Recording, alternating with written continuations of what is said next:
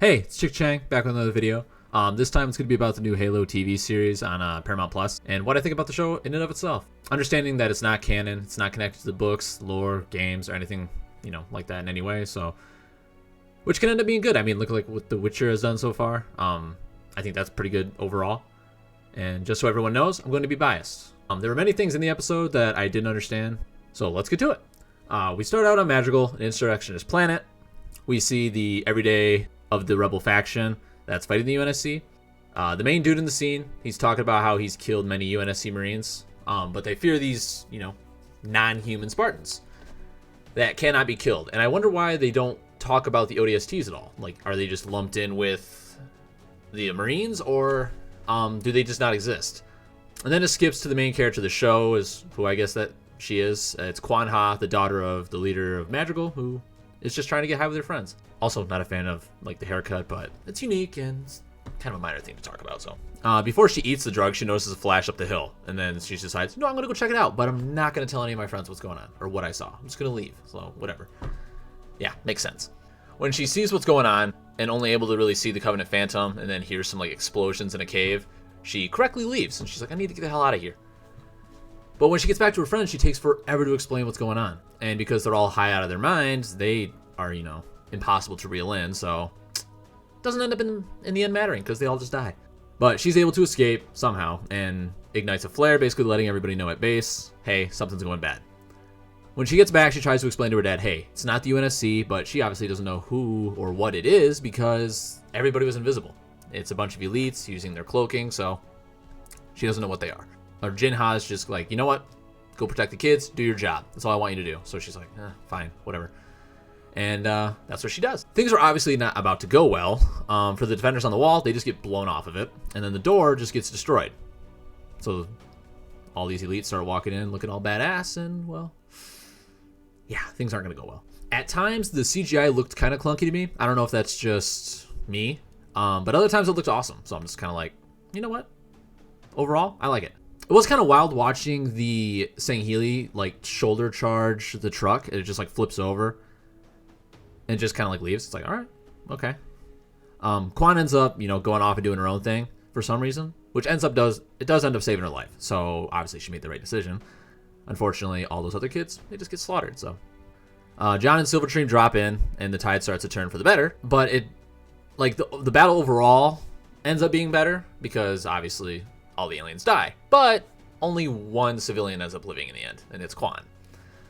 The only thing that really bothered me about the Spartan combat was Kai running along the wall, only to get shot at, and then she like trips and falls, and then she's pinned down, and John has to save her. It's like she could have just sat up on the wall with her sniper rifle. She's clearly a good shot, as seen earlier in the episode, and she pick them all off. Bang, bang, they're all dead. That's all you got to do. But no, got to create suspense, have her fall. Vanek is going ham, making kebabs out of elites. I thought that was cool. And then Riz is just doing Spartan things as well, fighting, 1v2, winning, doing what they do. Other than Vanek, the Spartans do seem like a bit slimmer. I don't know. They look smaller overall. I don't know if that's just me. Overall, dumbest part of the whole battle is when Jinha charges the elite, or shooting at him, while getting super close. And then the elite just grabs him, stabs him through the chest, and then just drops him. Like, you know what? You were nothing. Just shoot at him, get his attention, and then lead it away from your daughter. You don't have to kill yourself. The only reason why your daughter survives is because John drops in, or comes in and claps the crap out of the Sanghili. So yeah, that was really the only thing that I thought was really just egregious throughout, the beginning. But after everything, no rebels besides Kwan obviously survive. 150 are, killed, and then 20 elites are also dispatched. So I did find it odd that the Sanghili were the only alien race there. There was no Ungoy, there's no Kig Yar. Obviously, there would be any Jiralhane, but I don't know. It's kind of weird. Maybe they'll show up eventually. I don't know. Maybe they don't exist at all. I guess we'll see. The only thing that irked me really badly was how they treated Kwan after she survived. Like, John sees her, he's like, oh yeah, one of them survived, juvenile, female, reports it, and then they just group up and leave. Like, are you just trying to look heartless? Are you trying to make the trying to give the Spartans flaws unnecessarily? Because, I mean, yeah, like, they're a little bit emotionally weird at times, with anybody that's not a Spartan, at least in the lore. But like they understand how to treat like other humans, and I mean, especially early on, John realizes, you know, just regular people are important. So yeah, John and Silver Team leave to find the ship, and once they're there, they split up. Vanek and Riz go to secure the ship, while Kai and John go inside the cave. John, you know, makes contact with the alien artifact, and, you know, everything starts shining blue. The one thing with this scene that I didn't really like was the fact that there's, you know, an elite chilling in the back, just watching them. And Kai's like, yeah, I got your back, John, no worries. But just literally staring at his back. Like, she's not, like, really looking around all that much. And, I mean, you could, like, because of the camera angle, it makes it seem kind of obvious that the, you know, elite is visible. But to, like, fix the scene, you just have, you know, the elite kind of show up for the audience to know he's there, and then he goes invis. Oh, makes sense why she didn't see him. He was invisible. So yeah, that was really the only thing with that. And then obviously Kai interrupts John, who was like seeing his memories or seeing some sort of memories. We don't necessarily know it's his exact memories yet. And then the elite flees. They try to chase him. The elite slams into Quan, knocks her out, and then it escapes, you know, in a banshee and dips out. And then they're like, well, all right, well, let's get back to base. You three go take the alien ship and leave, and I'll grab the artifact and hop in the Condor and leave by myself. And then Kai's like, well, that's not procedure. He's just like, I'm in charge. I order you to leave with everybody else. I'll do my own thing. It's like, why is he purposely trying to isolate himself? He could, you know, explain what's going on.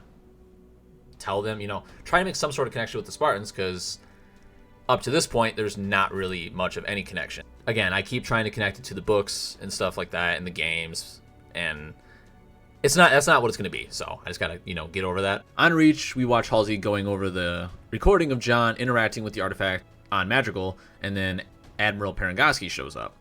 Parangoski complains that it doesn't look good that, you know, 150 rebels were killed.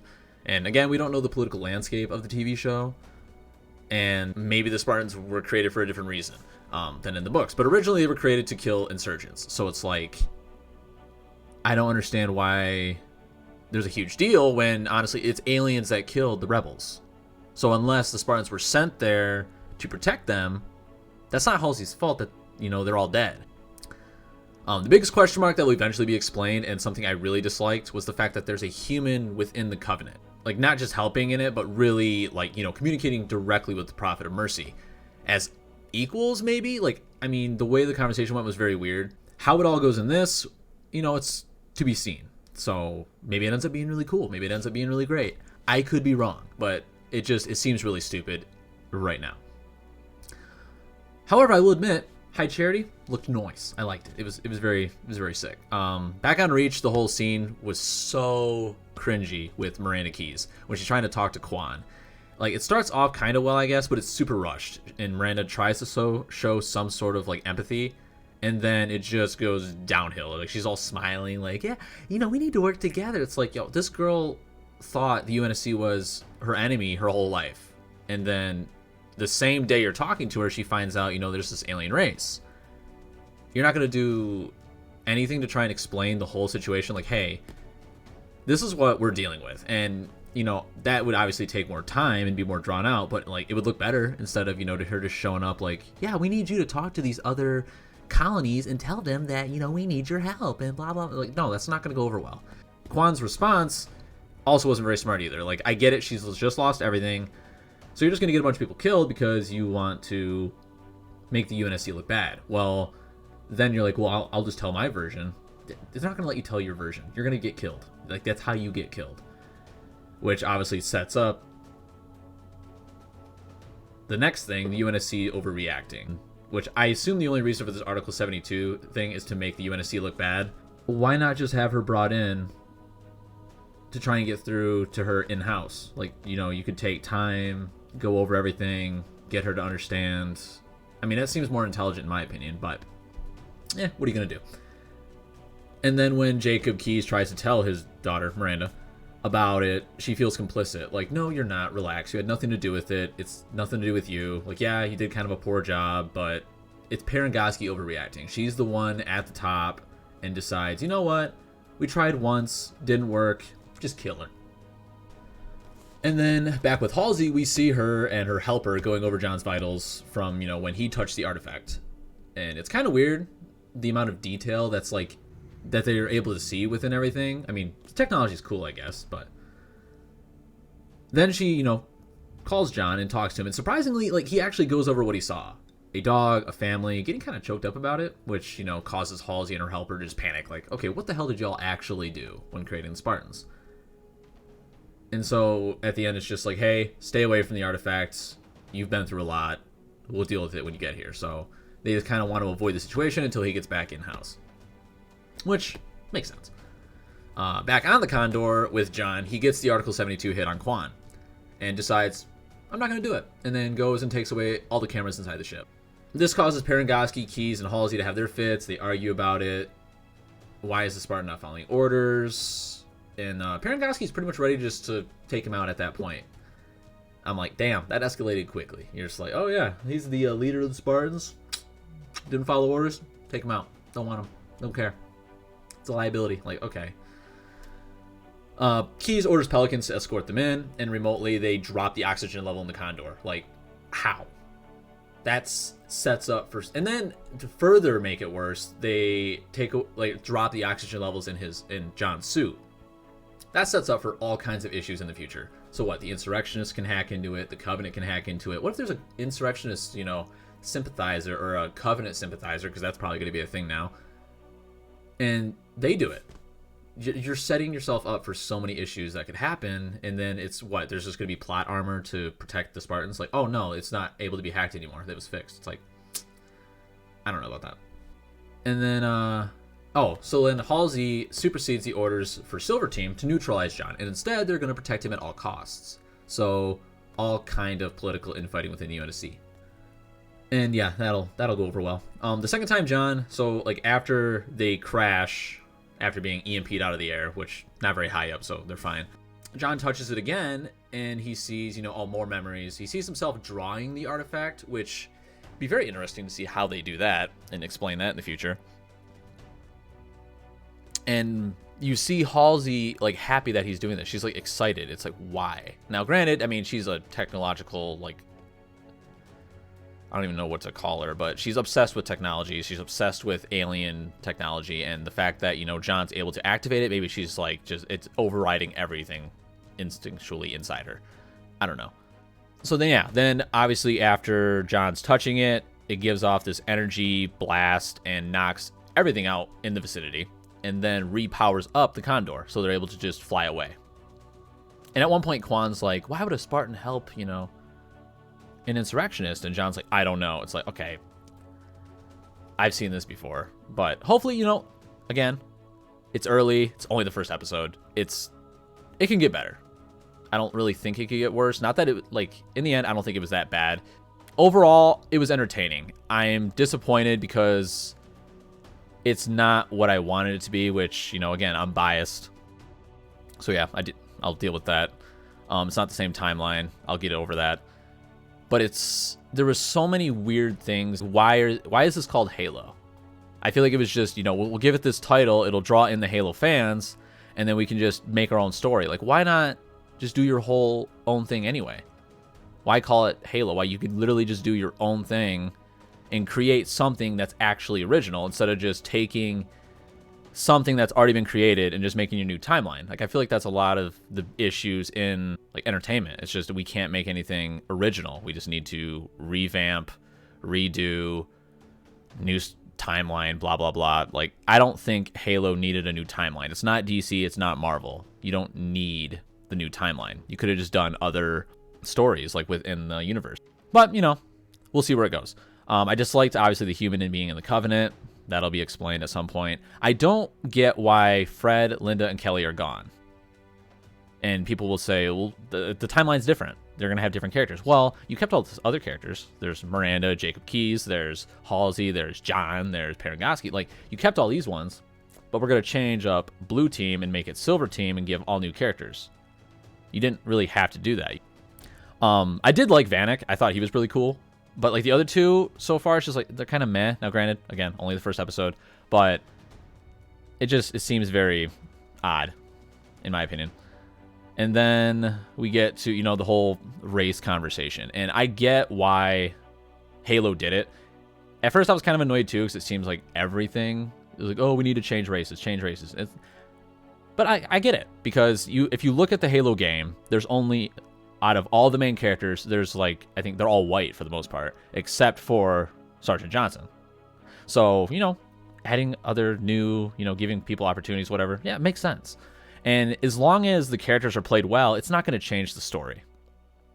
If you have bad actors and actresses playing these characters, that's what's going to ruin it. It's not, oh, because he's black or because he's white. Like, it doesn't matter in the end. So that's the end of the whole race thing. It's not that big a deal. John taking off his helmet and his voice, I get it. It kind of bummed me out, like the fact that like pretty much the whole end of the episode he just doesn't have his helmet on again. It was kind of weird, but I mean, you at some, like, obviously we're gonna know what he looks like. It's not that like you see who Pablo Schreiber is, so you know who is playing Master Chief. Like, the fact that he has his helmet off on screen, it doesn't really matter that much. And the fact that his voice, it doesn't match. Good luck finding the exact match. Like, unless you're gonna do a whole Star Wars thing where you just cover it up, like it's not. No, it's fine. But, you know, in the end, how many Spartans are there going to be?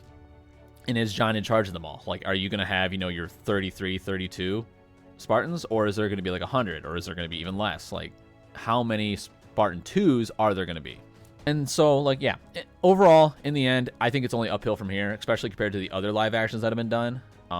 Like, I enjoyed Nightfall, except for the fact that they added, you know, the new race that was pretty much useless. Whatever. And then I don't remember really that much of Forward Unto Dawn. I don't remember it being bad, but again, it was a long time ago. Maybe it was, I don't know. And then, I mean, that's pretty much it. So in the end, I think it'll be good. I think it could end up being good.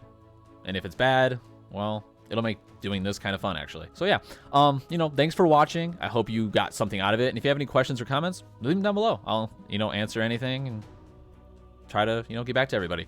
If you're interested in like any of the Halo lore at all as a whole, I mean, check out the rest of the channel. There's plenty of videos to get you started, and, you know, hopefully you enjoy it. I'll see you all in the next one after, you know, episode 2. So till next time, Chickchang out.